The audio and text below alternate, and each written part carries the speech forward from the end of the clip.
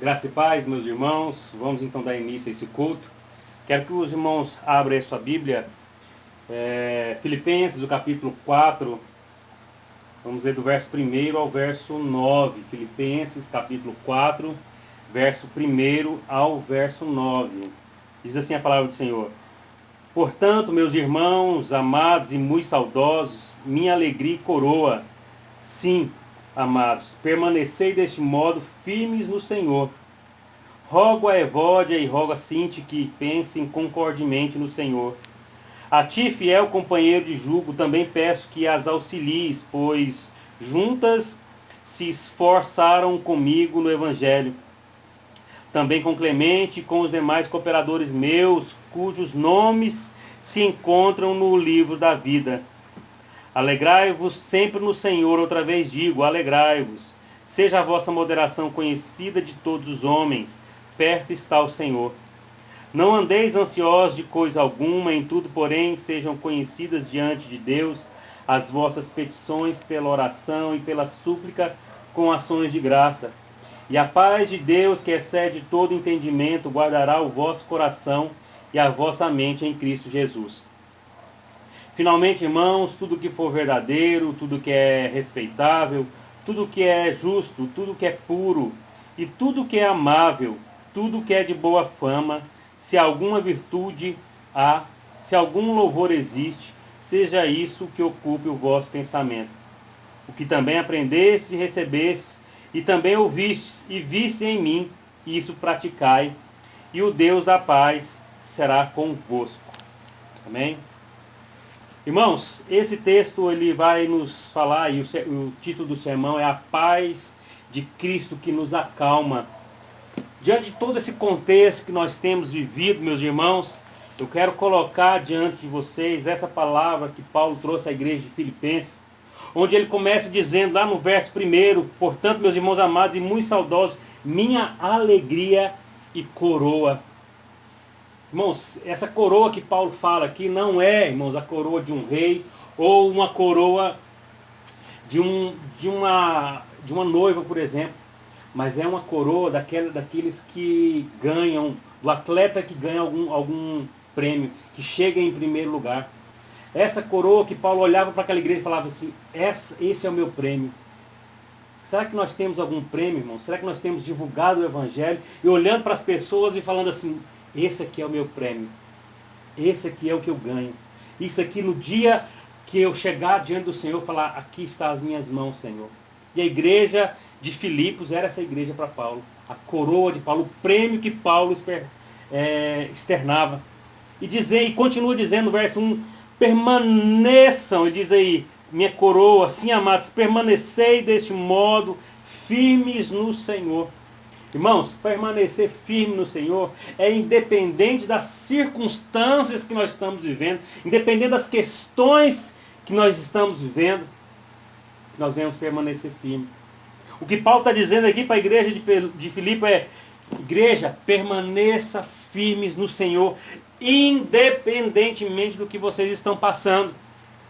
Independente das questões internas da igreja, ou se são questões externas da igreja, permaneçam firmes no Senhor.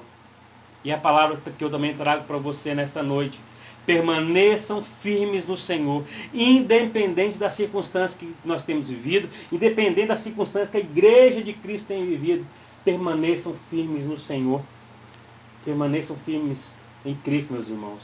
E ele continua dizendo no verso 2, rogo-vos a Evódia e rogo a Sinti, pensem concordemente no Senhor.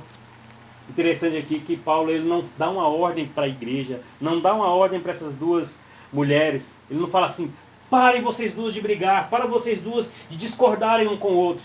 Não, ele diz assim, rogo-vos. E a palavra rogo dá a ideia de Paulo dizer para elas assim, eu estou pedindo, eu estou implorando para vocês, eu estou pedindo, pensem de forma unânime, pense olhando para a obra de Cristo, pense olhando para o bem-estar da igreja. E está aí mais um conselho que Paulo nos dá como igreja do Senhor, irmãos. Que nós possamos entender isso. Né? Paulo ele não faz uma ordem, não dá uma ordem. Paulo ele não diz, olha, eu vou dizer para vocês agora, parem com isso. Não, ele diz assim, eu imploro para vocês, eu peço. Posso fazer um pedido para vocês duas? Parem com isso. Parem com essas discussões no meio da igreja. E de certa forma, meus irmãos, essas discussões é que trazem tanto problema na igreja. E Paulo diz para elas, eu peço para vocês, parem com isso. Paulo aqui ele não dá uma ordem, irmãos. Paulo aqui ele pede à igreja. Ele fala assim, olha, eu também peço para os líderes aí, ajudem essas duas. Porque elas são importantíssimas na obra do Senhor. Presta atenção. Cada um de nós temos o nosso valor na obra do Senhor. Cada um de nós temos a nossa importância. Então vamos juntos, unidos, em prol do reino de Deus. E ele continua.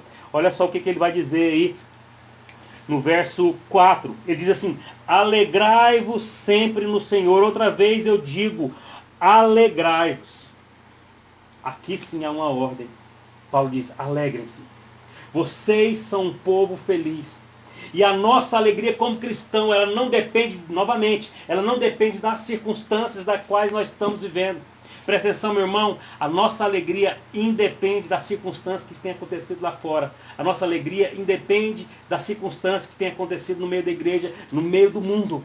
Porque a nossa alegria vem de Deus. Aleluia. A nossa alegria vem do Senhor.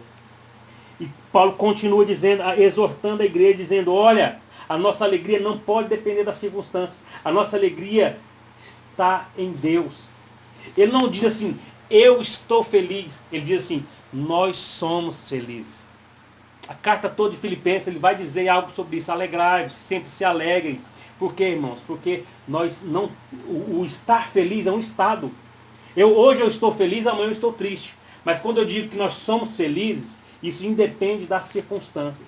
Independe do que nós estamos passando. Somos um povo feliz, que possamos demonstrar essa alegria diante das adversidades que nos acompanham, diante dos problemas que nos chegam até nós. E ele vai continuar dizendo aí no verso 5, né? Seja a vossa moderação conhecida de todos os homens.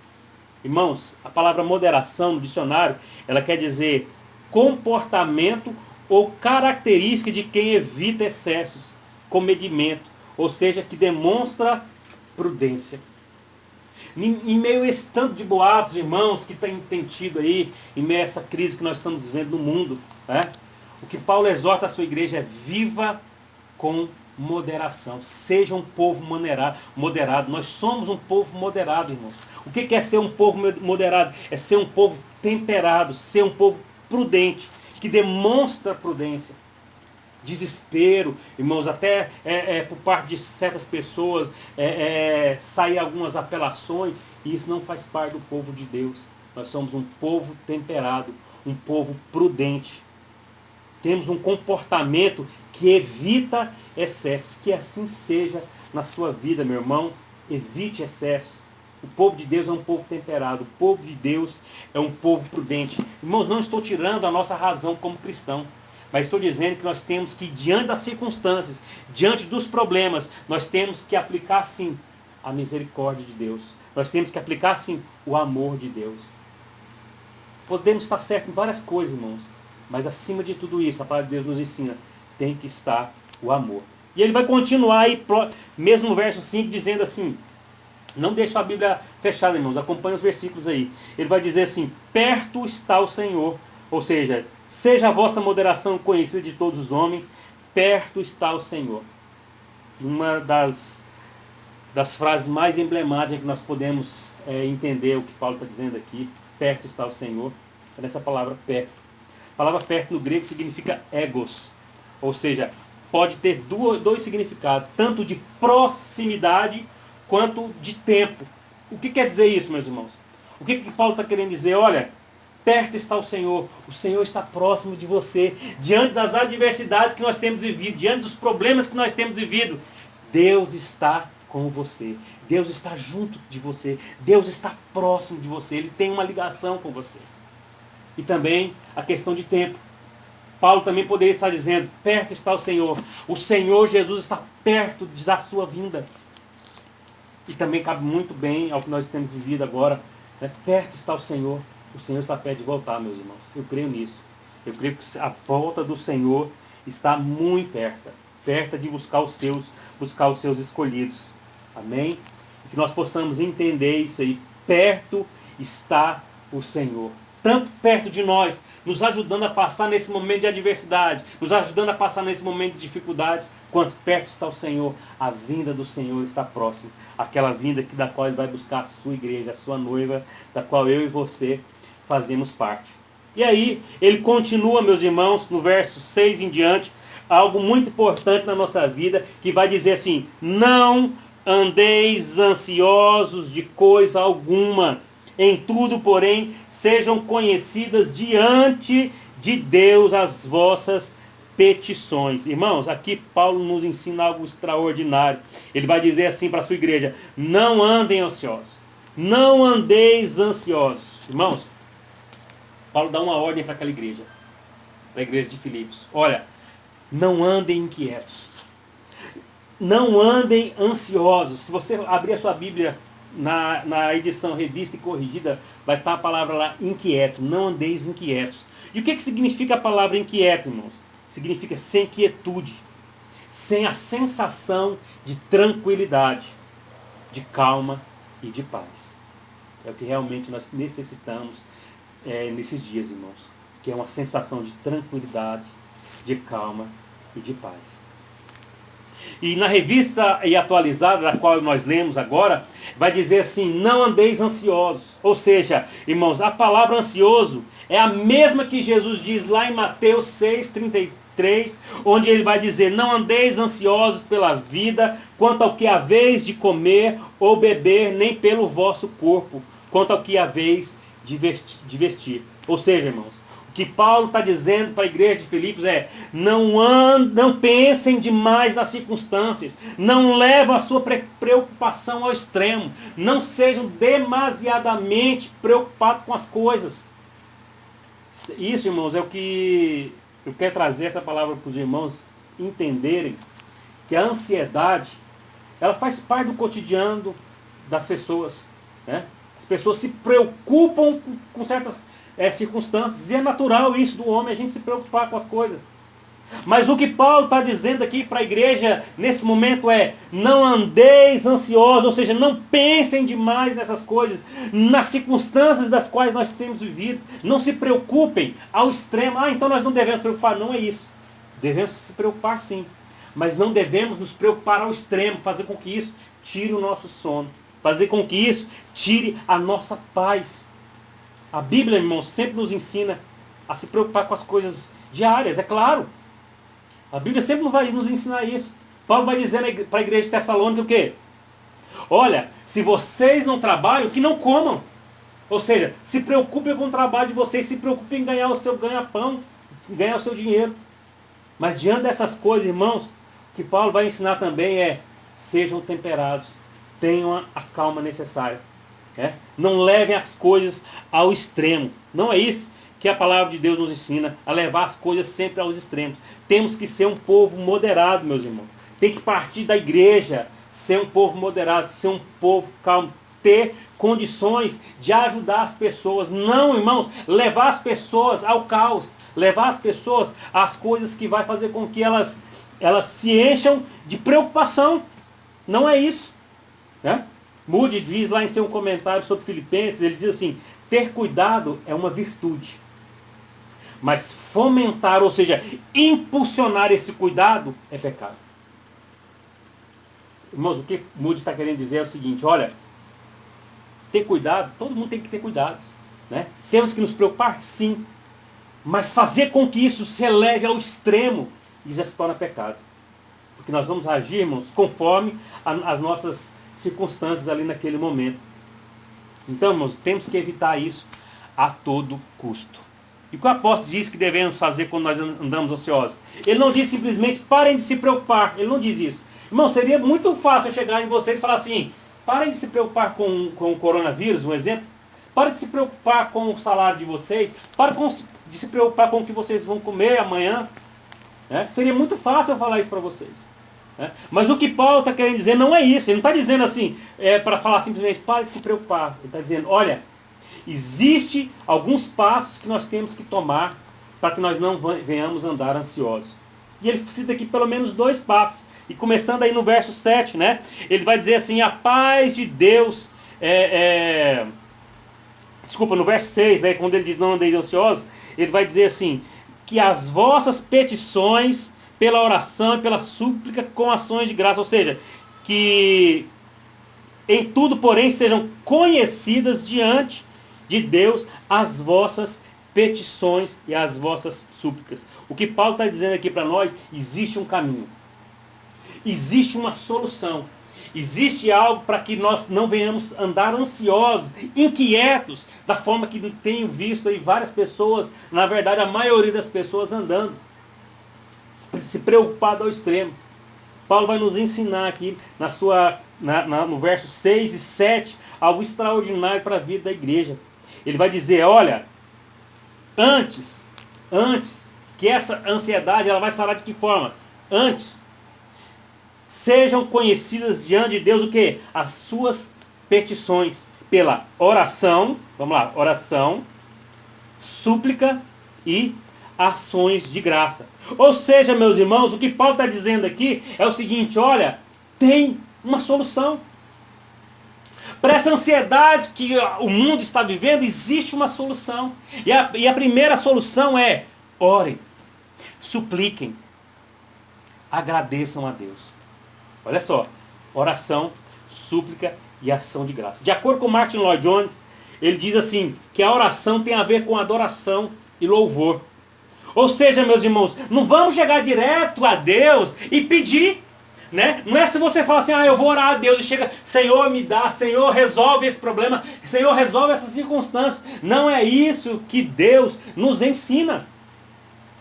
De acordo com Martin Lloyd Jones, ele diz o seguinte, olha, o que Paulo quer dizer é que nessa oração tem a ver com, primeiramente, você adorar a Deus. Você reconhecer quem Deus é. Pelo que Ele é, não pelo que Ele faz. E assim, meus irmãos, o que nós aprendemos? Não temos que começar um diálogo com Deus assim, Senhor, me ajuda, Senhor, me ajuda nessa circunstância, Senhor, resolve essa situação. Não. Adore ao Senhor. Glorifique o nome do Todo-Poderoso. Exalte ao Senhor em primeiro lugar.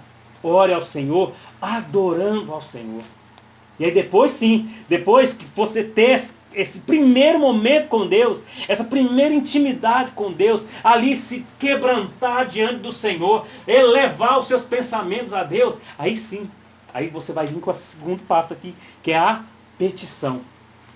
Que é a petição. Primeiro a adoração, irmãos. Depois a petição, ou seja, a súplica, né? Ou seja, irmãos, apresentar a Deus, sim, agora sim, depois de adorar o Senhor, depois de louvar o Senhor, depois de engrandecer o seu nome, apresentar a Ele os nossos pedidos particulares, aquilo que tem afligido o nosso coração, aquilo que tem tirado o nosso sono. Aí sim nós apresentamos a Deus esses pedidos. Ou seja, irmãos, primeiro adoração, primeiro louvor, primeiro glorificação do Todo-Poderoso. E depois realmente passar para Deus, abrir o nosso coração, rasgar o nosso coração para Deus diante dessas circunstâncias que nós temos vivido. Você já orou a Deus? Você já pediu para Deus mover sobre essas circunstâncias que nós temos passado? Primeiro você adorou a Deus ou primeiro você pediu? Lembre-se, adore ao Senhor sempre em primeiro lugar. Amém? E por último, Paulo vai dizer sobre agradecimento. Ele chega assim e fala assim, orem ao Senhor, supliquem ao Senhor. E terceiro, agradeçam ao Senhor. Termine sempre, meus irmãos, esse diálogo com Deus com agradecimento. Agradeça a Deus pelo que Ele fez já na sua vida, pelos livramentos que Ele já te deu. E também agradeça a Ele pelo que Ele vai fazer, não só na sua vida, mas na vida da nossa nação, na vida do nosso mundo, na vida de cada um de nós. Agradeça a Deus, confie nele, em nome de Jesus. Segundo, primeiro, ele dá essa orientação de oração, súplica e ações de graça. Segundo, a segunda orientação, ele está aí no verso 7, onde ele diz assim, a paz de Deus que excede todo o entendimento guardará o vosso coração e a vossa mente em Cristo Jesus. Então, meus irmãos, esse segundo ponto, essa segunda orientação que Paulo vai nos dar, fala sobre a paz de Deus. E o que é a paz de Deus, meus irmãos? O que é a paz de Deus? A paz de Deus é um sentimento, é uma sensação de tranquilidade que Deus dá no nosso coração. É muito importante a gente fazer essa distinção do que é a paz de Deus e o que é a paz com Deus. A gente às vezes pode misturar as coisas, né? Achar que a paz com Deus é algo e a paz de Deus é a mesma coisa. Não é. Irmãos, paz de Deus é esse sentimento de tranquilidade que nós temos diante das adversidades, onde nós estamos passando por um problema enorme, onde nós estamos passando por umas circunstâncias graves, e ali mesmo Deus nos dá o refrigério, Deus nos dá a calma necessária. Isso é a paz de Deus. Colossenses 3,15 vai dizer: a paz de Deus, para a qual também foste chamados em um corpo, domine em vossos corações e sede agradecidos. Ou seja, o que ele está dizendo? Que essa sensação de tranquilidade para a qual também foste chamados em um só corpo, domine o seu coração. Que no seu coração haja essa sensação de tranquilidade vinda de Deus, né? Romanos 7,1 vai dizer: a todos que estáis em Roma, amados de Deus, chamados santos, graça e paz de Deus, nosso Pai e do Senhor Jesus Cristo. Ou seja, a todos que estáis em Roma, amados de Deus, chamados santos, graça, e tem essa sensação de tranquilidade por parte de Deus Pai e por parte de nosso Senhor Jesus Cristo. João 16,33 vai dizer: tenho-vos dito isto para que em mim tenhais paz. Sensação de tranquilidade, mais uma vez. Essa paz, esse sentimento, esse algo que nos acalma, né? Essa é a paz de Deus. E qual que é a paz com Deus, irmãos? Paz com Deus não é um sentimento. Paz com Deus é um estado. Romanos 5,1 vai dizer o quê? Justificado, pois, mediante a fé, temos o quê? Temos paz com Deus, por meio de nosso Senhor Jesus Cristo. Ou seja, antes de sermos convertidos, estávamos em guerra com Deus. É como, meus irmãos, antes nós estávamos separados de Deus pelos nossos delitos e pecados, e nós vemos Deus como nosso inimigo. Estamos ali separados de Deus, né? Nós estamos em guerra com Deus. E aí, quando nós nos unimos a Deus através de Jesus Cristo, ali sim nós temos paz com Deus. É essa paz que excede todo o entendimento, é o que fala o restante do versículo, é o que vai nos trazer essa segunda orientação de Paulo, que é guardar a nossa mente, né? Então, queridos irmãos, ter paz com Deus é se converter a Ele, ao nosso Senhor Jesus Cristo. Está um recado para você ainda que não tem uma vida e já não entregou a sua vida para Cristo. Não adiantaria nada, meus irmãos, eu vim aqui falar de ansiedade, falar dessas coisas todas, sem que nós possamos entender que Jesus Cristo, Ele é o único caminho. Foi Ele que nos trouxe a salvação. Ele que nos reconciliou com o Pai. Ele que nos fez a entender que nós temos condições de ter paz com Deus. Só foi através de Jesus Cristo. Aquele que não teve pecado, se fez pecado por nós. Aquele que nos mostrou o caminho da salvação, o caminho da vida eterna, Jesus Cristo. Só Ele pode mudar a sua vida. Só Ele pode transformar a sua vida. Só Ele pode dar condições de você ter a vida eterna. Jesus é o único que nos reconcilia com Deus. Não perca a oportunidade, irmãos. Não perca a oportunidade. Deixe Jesus entrar no seu coração. Deixe Jesus transformar a sua vida. Sabe aquela angústia, aquela dor, aquela tristeza?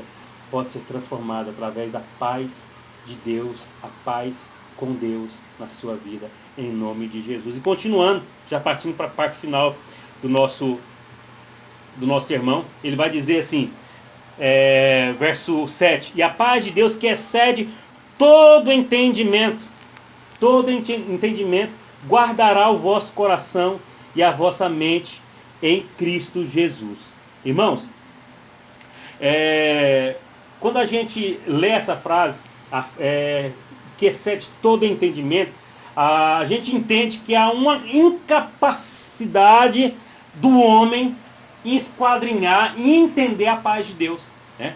O que seria esse excede todo entendimento, né? Seria, provavelmente significa que a paz de Deus ultrapassa todos os nossos cuidados, o nosso planejamento, a nossa percepção de paz. Nós não entendemos algo que excede todo entendimento. É isso que a palavra de Deus nos diz. Ou seja, nós não temos ideia sobre o que pode ser essa paz com Deus. Né? Ela excede todo entendimento. E Paulo vai dizer assim, olha, isso aí não pode vir de homens. É isso que Paulo quer dizer. Essa paz não pode vir de homens. Essa paz só pode vir de Deus. Somente de Deus. E é essa paz, meus irmãos, que eu espero que alcance a sua vida. Essa paz que eu espero que alcance o seu coração, que alcance a vida da sua família. A paz de Deus. Né? E ele vai dizer que Deus guardará o restante, né? A paz de Deus, que excede todo entendimento, guardará o vosso coração e a vossa mente. Ou seja, o que ele está querendo dizer aqui, irmãos? O que significa a palavra guardar? Guardar, no grego, essa palavra guardar aqui, ela vai significar proteger através de uma guarda militar. Seja para evitar invasão inimiga ou para impedir a fuga dos habitantes de uma cidade sitiada. Ou seja, tem algo a ver com algo militar, né? Aquela situação de proteção. Ou seja, quando Paulo diz assim, a paz de Deus que excede todo entendimento, guardará o vosso coração, o que ele está querendo dizer, meus irmãos? Ou seja, a paz de Deus manterá a ansiedade e a perturbação fora da sua mente. Ele vai guardar, ele vai proteger ali a sua mente, para que essa ansiedade, essa preocupação não atinja o seu coração, não atinja a sua mente. É isso que Deus faz quando Ele diz que a paz de Deus vai guardar o nosso coração e a nossa mente. Louvado seja o Senhor por isso. Né? O que a gente tem que fazer, irmãos, é entender que Deus é quem nos protege. Deus é quem nos guarda. Deus é quem nos cerca dessas preocupações. Quando nós entregamos a Ele toda a nossa ansiedade. Porque Ele tem cuidado de cada um de nós.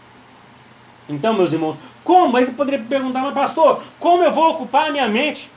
Como é que eu vou, então, encher a minha mente do que Paulo está dizendo aí? Ele vai falar aí no verso 8.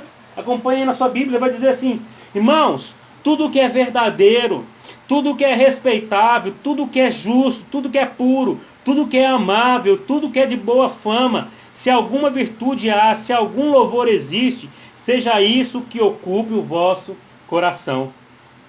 Amém? Paulo nos diz o seguinte, irmãos, que é através de a gente ocupar a nossa mente com todas essas coisas que eu acabei de ler, através disso, nós conseguiremos reagir diante das circunstâncias que tem nos assolado. Uma pergunta para você. O que você tem enchido a sua mente? De que você tem enchido? Isso é muito preocupante, meus irmãos, nos dias de hoje, principalmente em quarentena, né? A gente fica aqui em casa, né? Sem saber, o que eu vou fazer? O que você tem enchido a sua mente? Será que você tem enchido a sua mente de tudo que é verdadeiro? Tudo que é respeitável? Tudo que é justo? Tudo que é puro? Tudo que é amável? Tudo que é de boa fama? É isso que você tem enchido o seu pensamento, enchido a sua mente? Então, meus irmãos, não queira que Deus guarde ali, te proteja da ansiedade, da preocupação, se você não tem enchido a sua mente do próprio Deus, das próprias coisas que são boas para a sua mente. Né? Porque, meus irmãos, o que vai acontecer? Se você encher a sua mente, por exemplo, de coisas ruins, né? Temos aí, se você abrir o seu celular, você vai ver várias notícias falando do novo coronavírus. E aí, se você começar a se encher de muito daquilo ali, o que vai acontecer, meus irmãos? Você vai ter uma ansiedade, uma preocupação a respeito desse assunto, porque você vai estar enchendo a sua mente disso. Ah, pastor, então não precisa se preocupar, precisa se preocupar. Mas se você se encher só disso, o que vai acontecer? Você vai ter uma reação da sua mente. O seu corpo vai responder de acordo com o que você enche o seu coração. Né? O texto vai dizer, olha, Deus vai guardar o quê? O seu coração e a sua mente. Né? Mas para que isso aconteça, meus irmãos, se encha dele. Busque as coisas que vêm do alto. Se encha das coisas que vêm do alto. É bom ler as notícias? Sim. Mas não fique só nisso, meus irmãos. Leia a Bíblia. Escute cânticos. Cante, adore ao Senhor. Não fique se enchendo só disso. Isso aí é muito ruim para o ser humano. Né? Lembro certa vez que... Interessante, irmãos, quando a gente se enche das coisas, né? Porque se a gente se encher só de mentiras, a tendência é a gente ser um mentiroso. tendência nossa é só se encher de coisas que nos traz medo, a gente vai ter o quê? Medo. Se a gente se encher só das coisas que nos traz ira, a gente vai ter ira, né? Lembro certa vez minha esposa contando uma história, quando ela era criança, e aí ela assistindo um filme de luta lá, e assistiu um filme de luta, e terminando aquele filme, ela saiu, né? Saiu na rua, foi procurar alguém para brigar, né? E ela dizendo que ali naquele momento que ela estava, chegou na menina lá e procurando briga, e a menina, não quero brigar não, e de repente elas começaram a brigar. O que aconteceu? Qual foi o final da história? A minha esposa foi embora para casa dela chorando, porque tinha apanhado, né? Se encheu daquilo, achou que poderia bater em todo mundo, a mente estava cheia daquilo. Outra hora meu filho, Jonathan, ele pediu para ele apagar a luz, de repente ele falou, não papai, vai ficar escuro, eu fico com medo. Eu pensei, e eu perguntei para ele, mas quem te falou isso, meu filho? Lembrando as palavras de Deus para Adão, né? Quem te falou que você estava nu, né? Eu falei para ele, quem te falou que você tem medo, meu filho? E ele, não papai, eu estou com medo. E aí depois, vendo os vídeos que ele estava vendo ali no YouTube, eu vi que tinha vários vídeos ali que realmente causavam medo a ele. Ou seja, ele estava se enchendo daquilo, né? E a partir daquele momento, fizemos um acordo com ele, dissemos, olha, agora você vai assistir coisas de Deus, né? E aí quando ele está assistindo alguma coisa errada, a gente fala, Jonathan, isso é de Deus? Ele, não papai, peraí, eu vou... E ele mesmo já muda, né? Ele mesmo já tem essa noção. De o que nós estamos nos enchendo? Essa é uma pergunta que nós temos que fazer a todo momento da nossa vida. Se encha de Cristo. Esse é o que Paulo vai nos ensinar. Se encha de Deus. E ele termina dizendo, verso 9, o que também aprendeste, recebeste, ouviste e viste em mim, isso praticai, e o Deus da paz seja convosco. Que o Deus da paz seja com cada um de nós. Amém? Eu sei, meus irmãos, que nós temos que praticar, sim. Paulo nos instruiu a isso. Pratiquem. Pratiquem a palavra, pratiquem o que você tem se enchido, né? Orem mais, se dediquem mais à obra do Senhor. E eu queria dizer para cada um de vocês, meus irmãos, nessa noite, sei que temos passado por dias difíceis aí com essa pandemia, mas seja o que for que está querendo desanimá-lo, seja o que for que tem trazido tristeza, angústia ao seu coração, e fazendo com que você se torne vítima da ansiedade, perturbando e prejudicando a sua vida e o seu testemunho como cristão. Peço que leve o seu conhecimento, o conhecimento de Deus ao seu coração. Confie que Deus pode guardar, e Deus guarda o nosso coração, mesmo. Deus guarda a nossa mente. Deus vai fazer uma patrulha, não vai deixar nada entrar no seu coração que não seja da vontade dele. Salmo 4:8, eu quero terminar com esse versículo, diz assim, em paz me deito e logo adormeço, pois só tu, Senhor, me faz viver em segurança. Que Cristo nos guarde e proteja nesse momento tão difícil